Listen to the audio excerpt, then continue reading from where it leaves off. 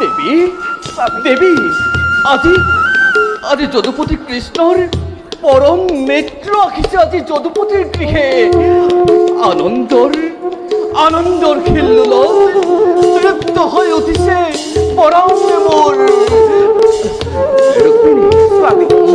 মোৰ প্ৰিয় সখাৰ শুশ্ৰূষাত যাতে কোনো ধৰণৰ ত্ৰুটি নপৰে তাৰ বাবে কিন্তু তুমি সতৰ্ক দৃষ্টি ৰাখিবা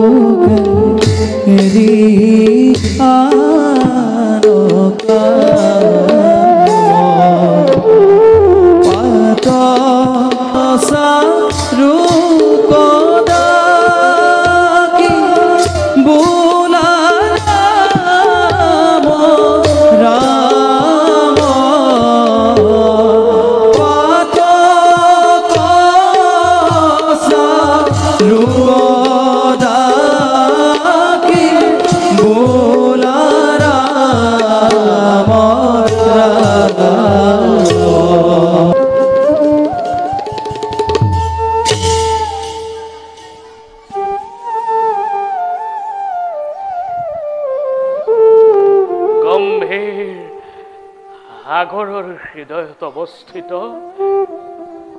এই দ্বাৰকাৰ দৃশ্যৰাজি অতি মনোৰম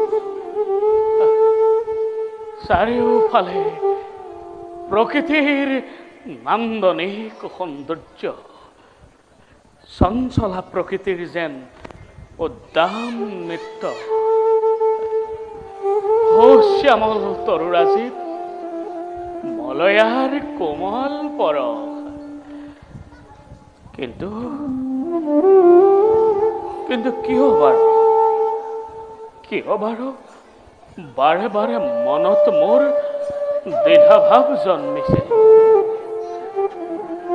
এফালে পত্নীৰ কাতৰ অনুৰোধ আনফালে আকৌ বিবেকৰ দংশন কি কৰো মই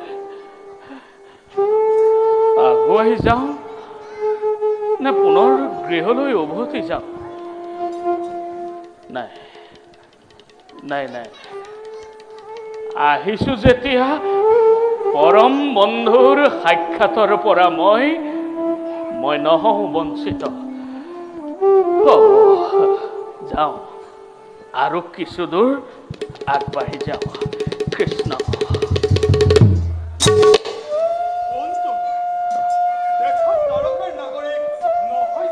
হৈছে দিয়া তোমাৰ সত্য পৰিচয়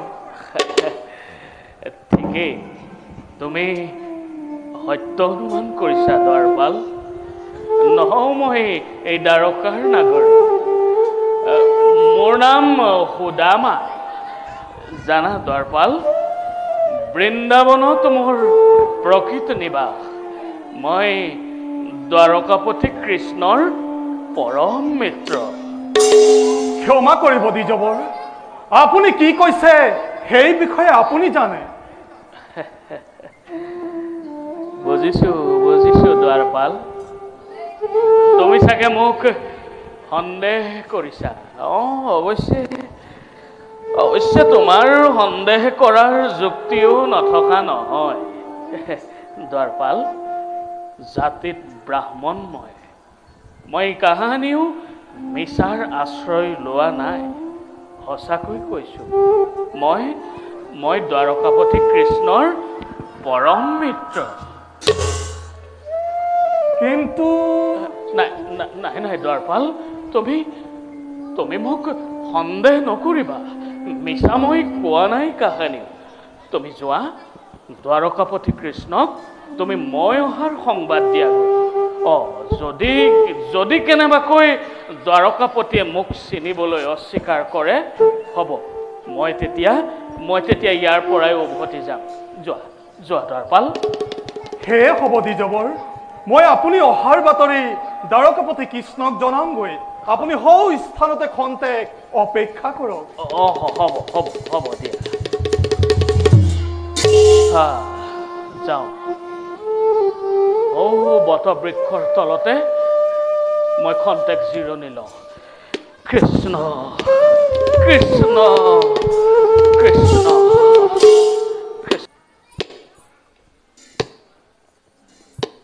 স্বামী, দেৱী, প্ৰতিশোধৰ ৰক্তিত দগ্ধ হৈ নিজে নিজৰ পতন মাতিলে সেই অসুৰে। সঁচা প্ৰিয়া, প্ৰতিশোধৰ তাৰণাত পৰি হিংসা বৃত্তি অন্তৰত গ্ৰহণ কৰি লাভ নাই কাৰোৱে। জানা প্ৰিয়া, প্ৰেম আৰু কৰোণাই হ'ল শ্ৰেষ্ঠ প্ৰতিশোধেই ইহ জগতত। মনে পানে কামনা কৰোঁ মই দেৱী, দূৰ হওক পৃথিৱীৰ পৰা হিংসা বিদ্বেষ। প্ৰেম আৰু কৰোণাই আস্বাদিত কৰক সমস্ত জগত।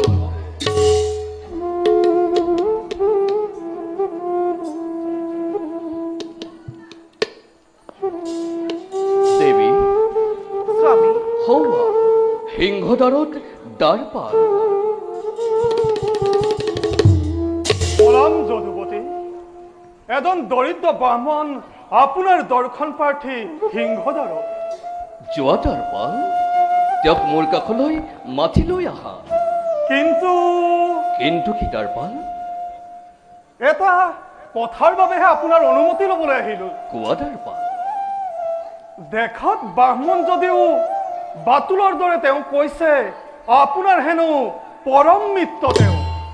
মোৰ মিত্ৰ? হয় যদুপতি। মোৰ মিত্ৰ কোন তেওঁ? ললালে পৰিচয়?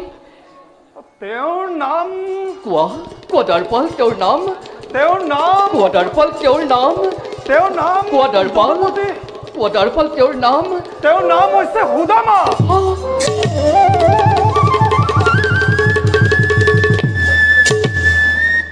সুদামা? হয় যদুপতি। সুদামা পৰম মিত্ৰ মোৰ। আজি ইমান দিনৰ পাছত আহিছে আমাৰ কাষলৈ। যোৱা দ্বাৰপাল, তেওঁক তাতে অপেক্ষা কৰিবলৈ কোৱা। মই নিজে গৈ বিধিমতে সন্মান যাচি আদৰি আনি তেওঁক। যোৱা দ্বাৰপাল, নকৰিবা পলম। যোৱা দ্বাৰপাল। ভাল যদুপতি।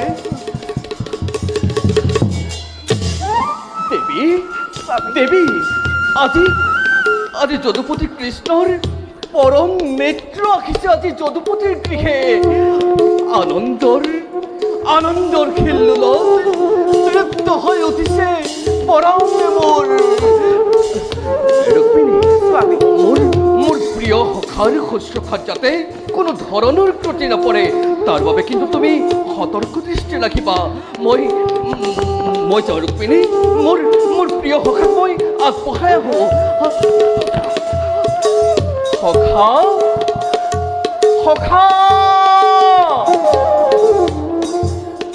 সখা মোৰ সখা সুদামা। যাওঁ, ময়ো যাওঁ। স্বামীৰ পৰম মিত্ৰ শুশ্ৰূষাৰ হেতু পূজাৰ থালি তৈয়াৰ কৰোঁগৈ।